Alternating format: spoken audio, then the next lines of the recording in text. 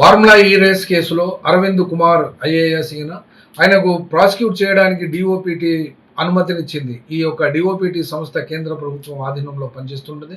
ఈయన ఏటుగా ఉన్నారు ఆ యొక్క ఫార్ములా ఈ కేసు లోపల. ఈ కేసును ఫైల్ చేసింది ఏసీబీ కోర్టు వాళ్ళ ఏసీబీ పోలీసులు, ఏసీబీ కోర్టు ఛార్జ్ షీట్ తయారు చేయడానికి గాను ఇప్పుడు ఈ మధ్య వస్తున్నటువంటి వార్తల నేపథ్యంలో సన్నాహాలు తయారు చేస్తున్నారు కూడా. అయినట్టు కూడా కొన్ని ప్లాట్ఫామ్స్లో ఈ వార్తలు వస్తున్నది. ఇందులోపట A1గా కేటీఆర్, A2గా అరవింద్ కుమార్, తర్వాత A3గా బిఎల్ఎన్ రెడ్డి ఉన్నారు. ఈ యొక్క కేసులో 55 కోట్ల రూపాయలు వాటికి పర్మిషన్స్ లేకుండానే ట్రాన్స్ఫర్ చేశారు ఫారిన్ కంపెనీస్కి అనబడేటువంటి ఆరోపణల నేపథ్యంలో ఎవరు ఎప్పుడు ఏం అరెస్ట్ అవుతారు, చేస్తారా లేదా అనబడేటువంటి అంశం అయితే ఇప్పటి వరకు తెలంగాణ ప్రభుత్వము గురించి